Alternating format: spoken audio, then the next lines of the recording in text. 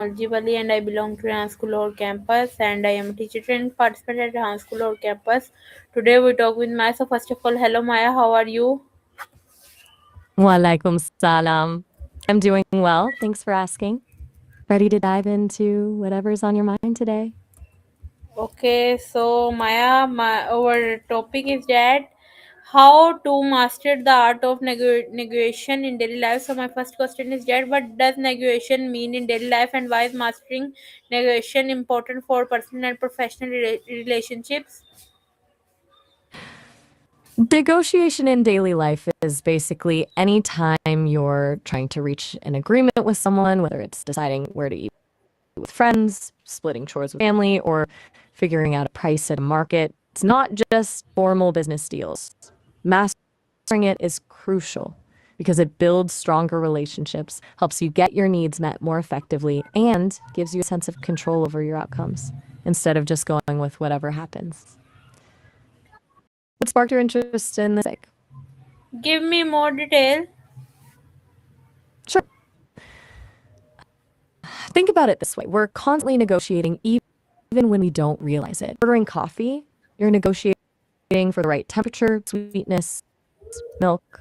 Deciding movie plans with friends, you're all negotiating on what you'll watch and when. Even resolving a disagreement with a family member is negotiation. For personal relationships, good negotiation builds trust and understanding. Instead of one person getting their way all the time, you find solutions everyone feels okay with. Professionally, negotiation goes beyond salary. It's about projects, deadlines, resources. Knowing how to navigate conversations makes you more effective. And honestly, it builds confidence too. Give me more detail. Let me break it down more specifically. For personal stuff, it's about preventing resentment. If you always give in to avoid conflict, you end up feeling used. But if you can negotiate fairly, both sides feel heard. Professionally, it impacts everything from your workload to your growth. From a practical standpoint, negotiation means being able to articulate what you want, understand what the other person wants, and then finding creative ways to bridge those needs. That creative part is where most people fall short. It's not about winning, it's about finding a solution that works better for everyone than whatever they'd get on their own. Okay, so my next question is that Maya, can negotiation be applied outside of business context and give examples? And what are the key skills needed to become a good negotiation? Absolutely. Negotiation is everywhere outside business. Think about it. With family, you negotiate screen time or chore division. With friends, you negotiate vacation plans or dinner spots. With service providers, you negotiate pricing or delivery schedules. Even with partner, agreeing on a weekend schedule is negotiation. Key skills: first, active listening, really hearing what the other person wants and needs, not just waiting for your turn to talk. Second, clear communication, being able to state your position concisely. Third, empathy, understanding their perspective, even if you disagree. Fourth, problem solving, finding creative solutions that address both sides.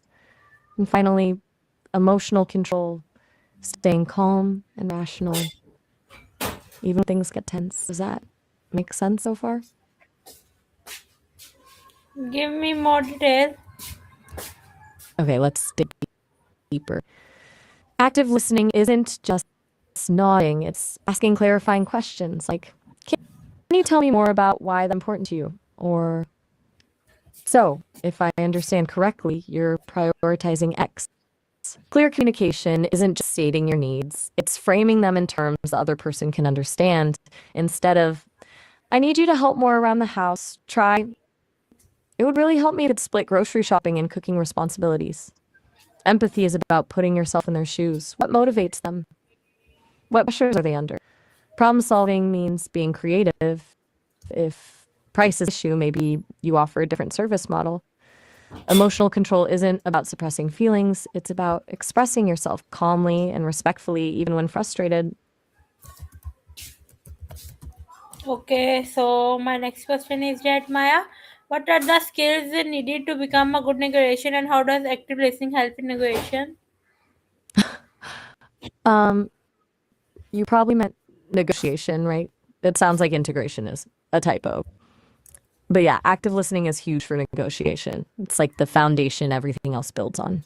Here's a breakdown of key skills, then we'll circle back to listening specifically. One, preparation, know your bottom line. What's the absolute minimum you'll accept? What's your ideal outcome? Two, communication, clear, concise language, avoid jargon or being overly emotional. Three, emotional intelligence, read the room, understand nonverbal cues, stay calm under pressure. Four, problem solving, think creatively, find win-win solutions, not just I win, you lose. Five, patience, negotiation takes time. Don't rush the process. Six, active listening. This is where everything starts, hearing what they need, making them feel heard. So, how does active listening actually help? When you really listen, you uncover their motivations. Maybe their biggest concern isn't the price, but the timeline. That tells you where to focus your active listening also builds trust. People are more willing to compromise when they feel understood. You can't find creative solutions if you're just waiting to talk, not actually hearing what the other person is telling you. So my next question is that my what role does body language play in negotiation, and how can handle during a negotiation effectively? The transcription cut off there, you said? How can handle during and didn't quite catch the last word. Were you asking about how to handle difficult situations during a negotiation, maybe when things get tense? But to your question about body language, it's massive. Nonverbal cues tell you what the other person is really thinking. Good posture and eye contact project confidence without being aggressive. Mirroring their Give me body more language details. subtly can build rapport. Watch their mic, of course. Watch for micro fleeting facial expressions that reveal what they're truly feeling. Crossed arms can signal defensiveness. Avoiding eye contact can mean discomfort or dishonesty. During tense moments, maybe they're getting frustrated. Stay grounded. Wrong body language. Uncross your arms if they're crossed. Maintain steady, but not, not stay eye contact, and keep your breathing even. Be careful about fidgeting. That can convey nervousness. Don't interrupt their physical space. Respect their boundaries. And the biggest thing, match their energy without mirroring it exactly. If they're intense, remain calm and steady. If they're reserved, don't be really enthusiastic. It's a balancing act between being authentic and reading the room. Okay, so my next question is that how does understanding the other person perspective improve negotiation result?